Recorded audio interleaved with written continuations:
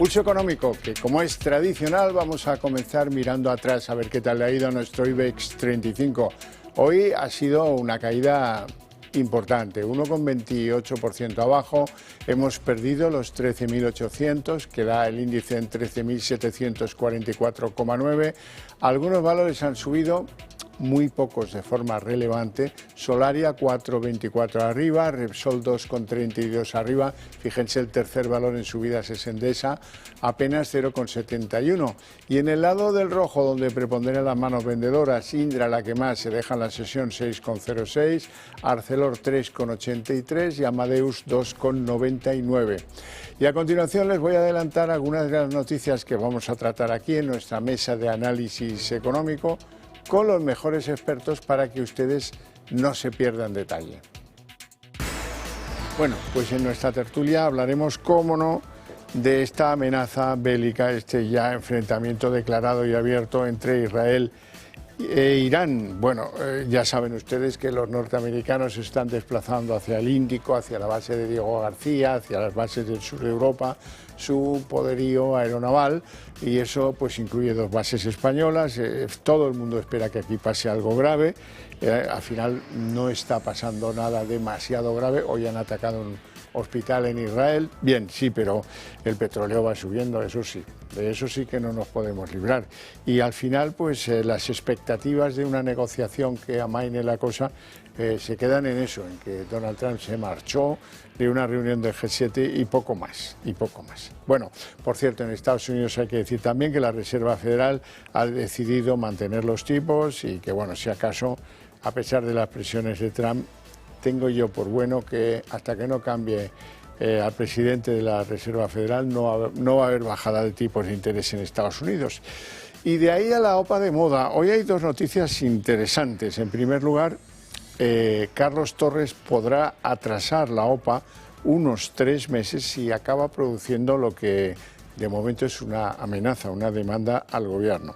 Y hoy sabemos que el Consejo de Ministros decidirá, pero que definitivamente, sobre la OPA hostil de BBVA sobre Sabadell el 24 de junio. O sea que será como la verbena de San Juan, pero en términos de OPA. Bueno, ya sin más dilación les presento a nuestros invitados en el día de hoy. Don Darío García, muy buenas tardes. Buenas tardes, a ver cómo estás. Analista financiero y experto asesor en ING. ¿Todo bien? Correcto. ¿El calor se sobrelleva? Hoy más que otro día. Don Manuel Pinto, analista financiero, muy buenas tardes. Buenas tardes. ¿Cómo lleva usted las temperaturas? Bueno, bien. La verdad que con los mercados uno va entreteniéndose. Sí, la verdad es que sí. ¿Cómo han visto la sesión hoy? Empieza usted, don Manuel. Bueno, pues sesión negativa. Se ha echado en falta también a Wall Street, que hoy estaba el mercado cerrado en Estados Unidos, caídas del 1,20% aproximadamente en el IBEX, y principalmente sectores más cíclicos, los bancos son los que más han caído. Indra, que ha caído más de un 6% ante las palabras de Pedro Sánchez de no querer invertir más en defensa. Se está hablando mucho sobre las presiones de Donald Trump para subir el gasto en defensa al 5%. Parece que Pedro Sánchez ya le costó mucho subir al 2% y que por tanto ha decidido declinar la invitación.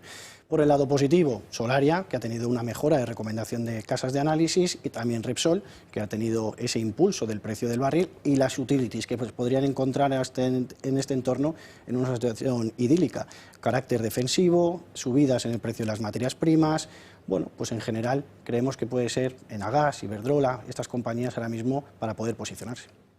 Darío García. En Europa, como bien apuntaba Manuel, pues un sesgo muy defensivo. Yo creo que el sentimiento es más subjetivo teniendo en cuenta el contexto geopolítico y macroeconómico global.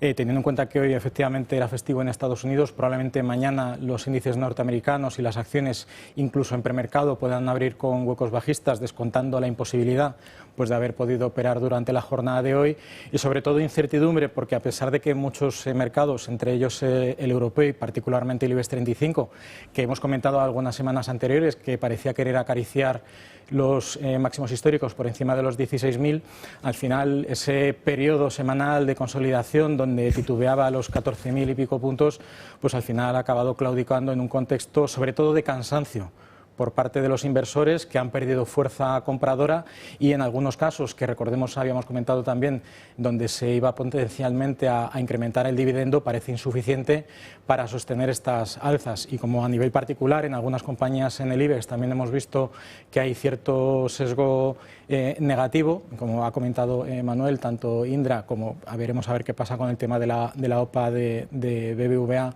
y el Banco Sabadell, pues un contexto que no deja muy claro que sobre todo la incertidumbre geopolítica con el tema más reciente de Israel y de Irán, aunque no tenga un impacto directo, indirectamente, lógicamente, materias primas y divisas van a perjudicar y mucho las bolsas. Bueno, vamos con el primer tema. El petróleo sube, a pesar de que algunos le han dado al grifo para que no se note mucho, la inseguridad se mantiene. Lo que era un poco atrevido es que los mercados se hicieran el loco y dijeran, esto no va con nosotros, ¿no? Al final se empieza a notar ese ambiente de que hay un conflicto que puede derivar en una conflagración grave para Occidente, sobre todo si esto amenaza el estrecho de Hormuz, que es el paso central del petróleo hacia todo el mundo, hacia Asia, pero también hacia Europa, hacia Estados Unidos, en fin. Bueno, la cuestión es que en ese interín tenemos clara ya una decisión, la de la Reserva Federal, que mantiene los tipos y no hace caso a las presiones de Trump. Como ha apuntado Powell, sí, la reducción máxima para este año esperada es de medio punto porcentual y ya hemos visto una primera reducción de 25 puntos básicos.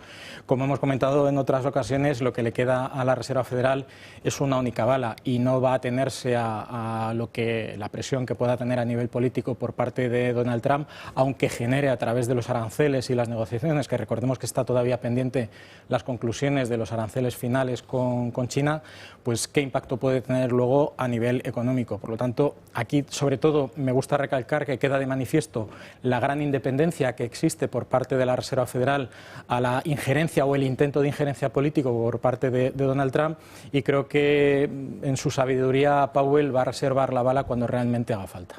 Bueno, el petróleo se va acercando a los $80 barril. Sí, bueno, yo creo que aquí hay varias cosas, ¿no? Por un lado, yo le ofrezco una mayor probabilidad a que Estados Unidos finalmente acabe atacando Irán. Yo creo que es un premio demasiado suculento para Donald Trump el ser el presidente que al final echó por tierra los planes de Irán del proyecto nuclear, y además dejar fuera a Israel y apoyar a Israel. Yo creo que es contraproducente, a pesar de que durante mucho tiempo ha sido negativo con este tipo de guerras, no solo por lo social, sino también por lo económico. Al final ha intentado durante los últimos años cambiar el régimen en diferentes regiones, véase Afganistán, véase Siria, véase Irak, y al final lo único que le ha generado es más emisión de deuda. Esa más emisión de deuda ha provocado más inflación y que haya también una diferenciación económica importante en el país. En cualquier caso, la gran pregunta es qué hará Irán una vez que se produzca esto. Hay muchos analistas que dicen que no va a bloquear el estrecho de Hormuz porque es el primer damnificado, y es que tiene 3 millones de barriles al día que exporta principalmente a China, pero nosotros creemos que sí, que va a bloquearlo, porque al final su principal objetivo una vez que le ataquen es, oye, voy a atacarte a ti con lo que más te duele, que es el tema económico, haciendo el bloqueo del estrecho de Hormuz, y veremos dónde van los precios del petróleo. No solo eso, sí que además esperamos que también ataque las instalaciones energéticas de países como Arabia Saudí o, por ejemplo, de Irak, que ya hizo un simulacro en el año 2019 y que podríamos ver cómo impacta en el precio del petróleo. Así que, por tanto, pues vamos a ver cómo se va desarrollando. Desde luego que hay implicaciones fuertes, porque un petróleo más caro, desde luego, va a tener una influencia alcista en la inflación, que ya ayer la FED comunicó una expectativa del 3%, y cuidado, porque un barril a 120 nos vamos a niveles del 4%, y aquí ya no hablamos de recorte, sino de subida de tipos de interés. Pues sí. Bueno, vamos con la noticia del día en Europa. La abogada general de la Unión Europea ha dicho que ok, que avala la multa de todas las multas, la multa contra Google de más de 4.000 millones de euros, que es la mayor que ha impuesto nunca la Unión Europea.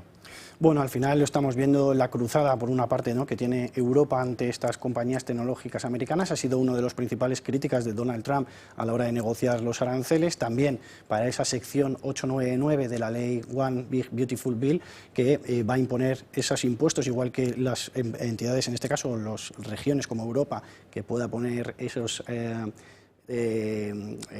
multas, ¿no?, a las compañías tecnológicas americanas, pues que él vaya a poner impuestos para las rentas pasivas en dividendos o intereses a los europeos. Vamos a ver en qué queda, ya sabemos la regulación que tiene Europa y definitivamente qué es lo que hace Google, aunque llevamos ya muchos años con ello. Sí, en esencia, complementando a lo que ha dicho Manuel, la abogada de la Unión Europea no podía decir otra cosa que lo que ha dicho. Si se hubiera posicionado de manera contraria, prácticamente habría abierto las puertas a que esa multa definitivamente pues no siguiera su curso. Básicamente estamos en una guerra fría comercial por parte de Europa con Estados Unidos, en donde sobre todo el sesgo tecnológico estadounidense, que tiene un gran arraigo en Europa, por mera y simple necesidad a nivel operativo de cualquier sector productivo, incluso los no productivos, que son los estatales, y bueno, pues que la multa en términos proporcionales respecto a los ingresos que genera Google no es prácticamente nada, pero simplemente es un aviso a navegantes. Entonces creo que simplemente esta noticia lo que destaca es el posicionamiento firme por parte de la Unión Europea a seguir adelante en la lucha contra los aranceles de Donald Trump, pues que sabemos que están haciendo mucho daño. Bien, pues vamos al escenario español, donde la noticia estrella vuelve a ser una vez más la OPA hostil de BBVA sobre Sabadell. Por un lado, si Carlos Torres, como anunciaba ayer, produce esa demanda contra el Gobierno por el tránsito de esta operación tan irregular y tan extraño, podrá atrasar la OPA 3 meses. Por otro lado, la fecha. El Consejo de Ministros ha decidido ya que el día señalado para que esta larga novela de la OPA termine es el 24 de junio. Bueno, aquí sabemos que el Gobierno ahora está probablemente con otras prioridades, lo único que al final las fechas se te van acumulando y bueno, pues yo creo que el carácter reputacional que supondría para un Estado, que lo único que tiene que dar es conformidad porque no genera ningún impacto negativo, porque ya lo ha dicho así la CNMC, pues bueno, creo que simplemente es una mera amenaza a navegantes para no dilatar una OPA más de lo necesario, porque lo que realmente falta es la conformidad o el visto bueno por parte del Gobierno, que ya sabemos que dejó a consulta popular si finalmente esta OPA debería ser viable, ¿no? Entonces creo que es una mera anécdota más en este camino lleno de baches que se está encontrando principalmente el BBVA, pero que por otro lado sabemos que el Sabadell no está nada conforme, aun sabiendo que si pudiera presionar para que la oferta fuera más interesante, algo que no es de la conveniencia del BBVA, pues a lo mejor podría ser más tajante, pero en cualquier caso, bueno. Lo que pasa es que de aquí al día 24 estaremos en las mismas. Estaremos en un Pedro Sánchez que tiene un objetivo de verdad: agradar, congraciar con sus socios de viaje político, y esos son los catalanes en buena medida. Y entonces, del mismo modo que quiere congraciar con los que no quieren gastar más en armamento, y por ahí ha salido la carta más Rutte, pues también vamos a ver cómo aquí quiere congraciar con los catalanes, y vamos a ver si la decisión es contraria a la OPA, ¿no? Bueno, yo es que al final creo que es un camino de baches, como decía Darío, que se merece el accionista final de Sabadell poder decidir. No veo tampoco ni que Sabadell venda la parte de TSB de Reino Unido. Yo creo que al final pues es interponer más piedras y además no da tiempo a que en principio tenga que aprobarse todos los siguientes pasos y la Junta de Accionistas correspondiente para aprobar la venta. Y por otro lado tampoco espero que Carlos Torres ponga una denuncia ni mucho menos al Gobierno, ¿no? Yo creo que al final, como decía, se merece el accionista de Sabadell poder decidir, y para nosotros nos parece que tiene todo el sentido del mundo la OPA. Un banco juntando a estas dos entidades puede hacer mucho mejor lo que ve a venir por delante, esa volatilidad que esperamos en los próximos meses. En una comparación entre ambas entidades, pues es verdad que a nivel bursátil ha ido mejor Sabadell, pero vemos, por ejemplo, los ratios de liquidez también, pero los ratios de eficiencia, los ratios de rentabilidad, el ROE, el ROTA, el ROTE han ido mucho mejor para BBVA, los márgenes de intereses han ido también en los últimos trimestres mucho mejor, incluso las comisiones, y para nosotros pues nos parece que tiene todo el sentido del mundo tener un gran banco que tenga diversificado sus ingresos. Sí, lo que pasa es que el condicionante es político. Digo yo, si el Gobierno no tuviera una posición tan descaradamente contraria a la OPA, pues hoy, al día siguiente que la Comisión Nacional de Mercados y Competencias dice que con algunas pequeñas objeciones, pero que da vía libre a la operación, pues se hubiera producido el envío a Consejo de Ministros y la aprobación, ¿no? Sí, al final lo que hemos visto es querer dar una patada hacia adelante, cuando se podría haber resuelto prácticamente desde el inicio del plazo, digamos, voluntario de aceptación de la OPA. Pero como apuntaba Manuel, si realmente el mayor interesado porque la OPA salga bien es sobre todo el banco adquirido, no el adquiriente, que es el Banco Sabadell, pero no en términos de gestión y de consejo de administración, sino los accionistas, si a los accionistas no les interesa, pues lógicamente están luchando porque la oferta se mejore o porque finalmente BBVA dé un paso atrás. Cierto es que estamos en un contexto donde la inflación está muy estable desde hace ya bastante tiempo, en torno a un 2 o un 3%. Tenemos unos tipos de interés con un contexto bastante bajista, en donde los productos de ahorro no están ofreciendo rentabilidades que puedan cubrir siquiera la inflación. Por lo tanto, esos productos para los ahorradores clásicos ni siquiera les permite mantener su poder adquisitivo, por lo tanto siguen perdiendo riqueza. Y bueno, pues en ese contexto la única manera que tienen de ser aún más competitivos es fusionando o creando un núcleo mucho más cerrado por número de entidades en el sector. Pero también hemos comentado en otros casos que el exceso de concentración también puede ser perjudicial, porque al final, al generar cada vez menos competencia, el banco tiene que ser menos competitivo en el mercado para ofrecer tanto productos de ahorro como préstamos, a la hora de ofrecer un diferencial más, como es por ejemplo las hipotecas, o un diferencial menos que es con los productos de ahorro. Entonces, creo que una OPA hostil en un contexto tan actual, donde prácticamente se reducirían a 3 o 4 entidades financieras grandes en el sector español, hay que meditarlo mucho, aunque sobre todo aquí el gran perjuicio que estamos viendo es la injerencia o no injerencia por falta de decisión a nivel político, como apuntabas, en algo que no tiene nada que ver precisamente con la política, que es el propio devenir del mercado financiero.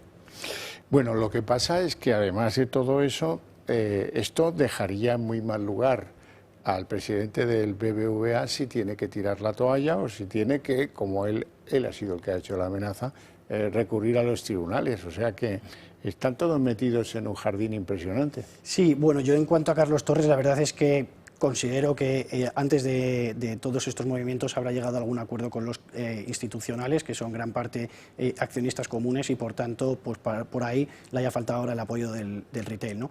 En cuanto a temas políticos, pues desde luego que la injerencia del gobierno pues es algo que no debería desde mi punto de vista estar, de que confiamos en el libre mercado y ante ello, como decía antes, se merece el accionista hacerlo. Y cuidado porque también tiene implicaciones en la prima de riesgo, por ejemplo. La semana pasada lo vimos, cuando hubo los estallidos de los casos de corrupción, justo empezaban a salir noticias de la prima de riesgo de España, de cómo había acortado respecto al boom alemán, y sin embargo...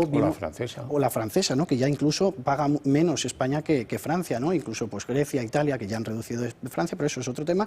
Pero en esos días vimos un repunte de la prima de riesgo. Cuidado, porque estas injerencias también, los mercados están al loro, están pendientes, y esto te lo pueden penalizar. Así que vamos a ver cómo si es un primer paso de luego lo que podamos seguir viendo en un futuro. Bueno, vamos con algún nombre propio. El Corte Inglés va a ser el primero de ellos. Han ganado 512 millones y se acercan a los 17.000 millones de ingresos.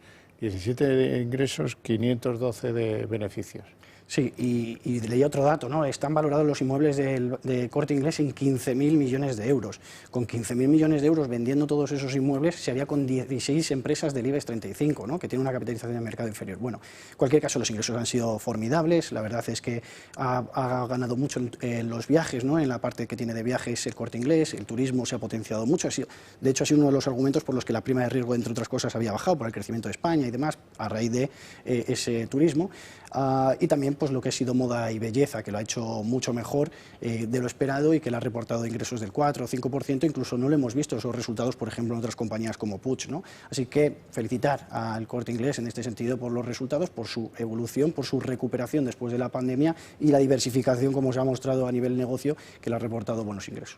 Darío. Sobre todo aquí también entra en juego esta gran progresión, aquella transición en el Consejo de Administración y en los propietarios de la marca del Corte Inglés, donde generó un coste reputacional a la marca bastante importante, pero gracias a, entre otras cosas, a de lo que en otras situaciones o en otros sectores nos hemos quejado mucho, que es la entrada de capital internacional y concretamente de capitales soberanos árabes.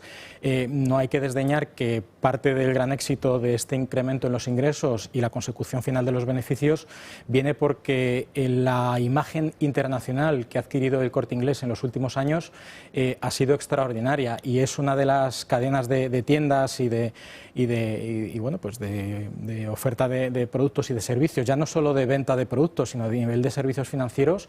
El Corte Inglés se ha convertido en otra entidad financiera al respecto, entre otras cosas para que sus clientes puedan financiar las compras dentro de la empresa, o sea que es bastante curioso, y ese impacto pues se ve de manifiesto en grandes edificios de referencia, como por ejemplo aquí en Madrid tenemos el gran edificio de Azca o los grandes edificios dentro del núcleo poblacional, particularmente de las grandes ciudades. Pero creo que esa transición en el Consejo de Administración, que parecía que iba a ir a peor y finalmente parece que lo que ha hecho el Corte Inglés sobre todo es adaptarse a los tiempos. Muy lejos quedan aquella imagen pareja que tenía mucho más atrás, incluso casi de mi edad, que era Galerías Preciados y demás, porque era, digamos, de aquella época, y el Corte Inglés se ha convertido en una flagship del comercio en España.